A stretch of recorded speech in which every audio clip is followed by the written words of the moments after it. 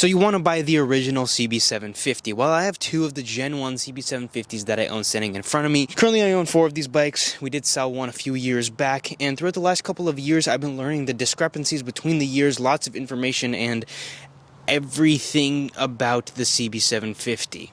Out of all of the bikes that I own, the one that I know the most about is the CB750. The differences between the years, small little minute things that Honda did, just working on the bikes and getting experiences and ordering parts, and just seeing like, oh, the Honda did this little tiny switch in these 2 years and changed it in these 2 years. There's a lot of differences. Now, I'm not going to be covering every minute little thing Honda changed throughout the years, but if you don't know anything about the CB750, let me give you a little bit of a brief history of what the bike is. The Honda CB750 came out in 1969 and ended production in 1978 as the first generation models. After 1978, they made a couple of changes to the bikes and changed the motor setups and everything like that.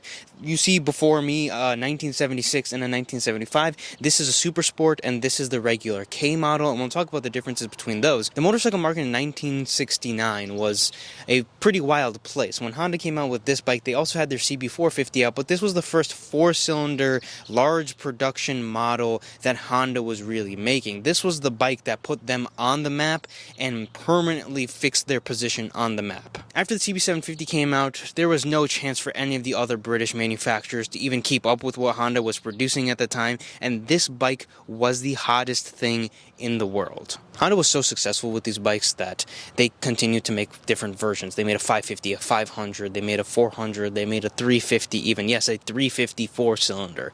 This was kind of like Honda's launching platform for everything else that they were going to create at the time. The CB750 in 1969 was known as the SANDCAST or the K0. Now, in 69, they did produce regular versions of the bikes, but they also had the SANDCAST. The SANDCAST was a very special one-year release. It was a faster, more raw, and easier way to get the bikes into the market. And those bikes are very, very desirable and very, very rare because they were so low production for the first model year only. Not only is it a 1-year option, but it's also not all of the bikes that were made in that year. There were a few SANDCASTs in the 1970 model or tagged as 1970 models, but they were all made during one specific run at the beginning of the production. 1969 and 1970 bikes are very raw. They have individual linkages with each and every single carburetor, so you have to tune every single one with the throttle separately. In later years, they switched to this, which only has 2 lines, a push and a pull, and it doesn't have a linkage to go to every single individual carburetor because they all go into this one piece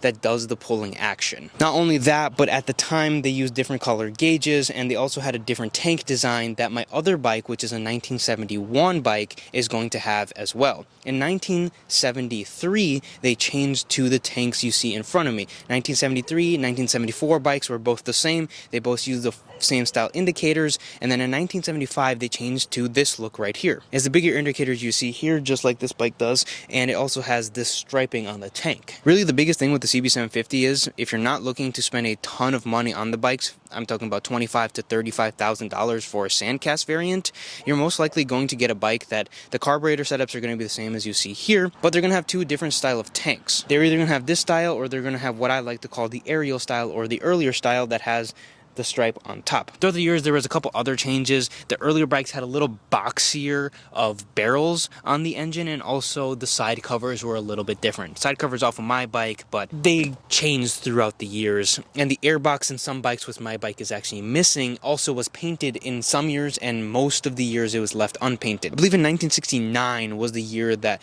they came out with the colored airboxes. Then after that, they ditched it and just kept them black. As far as the internals of the motor, horsepower, everything like that, they were pretty much all the same. The frames were the same. They did not change anything super majorly, except some very, very minute changes. And that's kind of the differences between the years. And again, unless you're looking for a SANDCAST variant or an earlier variant, you're most likely just going to notice they either come with a different style of tank, or they have smaller or bigger indicators. In most cases, you're going to find a 1973 bike to a 1978 bike. In the later bikes, they came out with different tank styles, but most likely if you're looking for a 750, you're going to be looking for an earlier one, because those ones are the ones that are more desirable. In 1975, Honda had the biggest refresh for the CB750 period, and that was the CB750 SUPERSPORT. The SUPERSPORT is the bike that's sitting right here. This bike has a aftermarket seat and is the wrong color, but it does have the correct 4-into-1 exhaust with a different muffler. Yeah, Honda came out with a 4-into-1 exhaust system, and they came out with a rear disc brake for the bikes when they came out with the SUPERSPORT model. They also came with a little bit of a rear cowling like that bike has,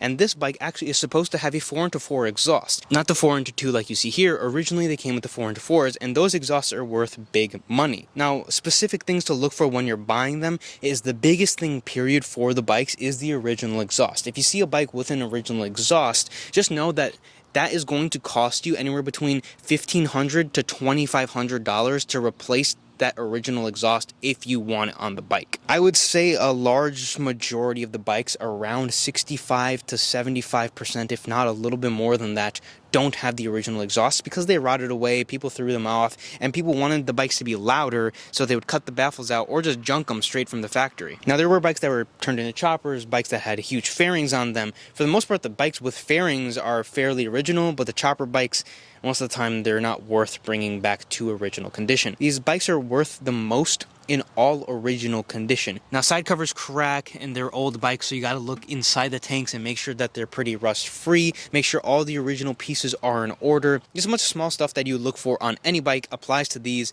And another thing is, if you can find a bike that has an original airbox in it, most of the time those are going to be better off. Unless you have a professionally tuned, rejetted, synced, you're most likely not going to be able to do a better job than what Honda did. I'd recommend leaving stock jets, stock airbox, because realistically, Honda knew what they were doing with the tuning of these machines. And those are the key things to look for when you're buying the bike. If you're buying a bike that's not running or not running well, I would say 75% of the time, or even higher, 99% of the time, it's going to be carb-related work if the bikes have been just sitting for years on end. Most of the time with these old Hondas, they are incredibly reliable machines, and all they need is just a little bit of tune-up, and they're all ready to go. And that's, I mean, great, right? There's not really too much mechanical stuff you have to know, other than maybe know a guy who can tune your carburetors if you don't want to do it yourself. Other than that, these bikes will pretty much run like a sewing machine. They'll always pop over and run. I mean, they're fantastic bikes.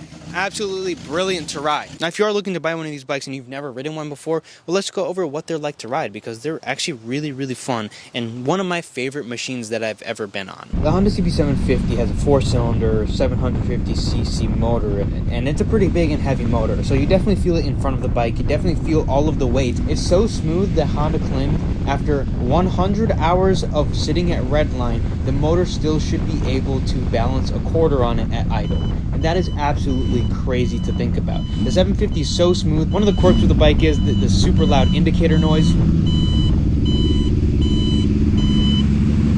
It gets a lot of looks. It feels awesome to ride, and it's very, very comfortable. If you want to see more of the riding impressions about the bike, I have a full video on it, and make sure to check it out after this one. It is an old bike, but it still has enough power to have a lot of fun.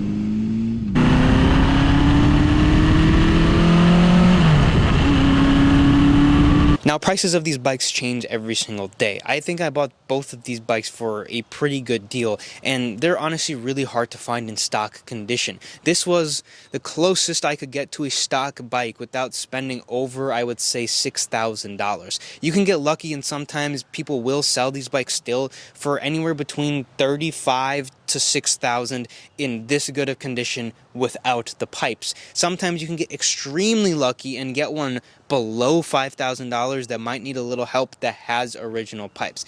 If you're looking for a good stock original bike, maybe with or without the pipes, I would expect to spend anywhere between $3,000 to $6,000. Now, I see these bikes only going upwards in value from where they are at the moment, kind of at a standstill in a stale market. You can pick up a pristine 750 for probably $25,000, and if you get lucky, you can find an all-original bike for around $10,000 to $15,000. It all depends on the spec and the year you really want, and also how original and how good of condition you want it to be in. And that's just a little bit of an education for you guys on the little bit of the basics about the CB750, what they're like to own in a way. They're super reliable machines that have 4 carburetors, but overall the motors are incredibly reliable, and it's a Honda and Honda quality at the end of the day, so most of the time they don't need a whole lot of work unless you're buying a basket case. If you guys want to see more of these bikes, I have separate videos on each of them. I have separate videos on my orange CB750 that is a little bit of a project and we're trying to bring back to life. We're going to be returning this bike back to original as well,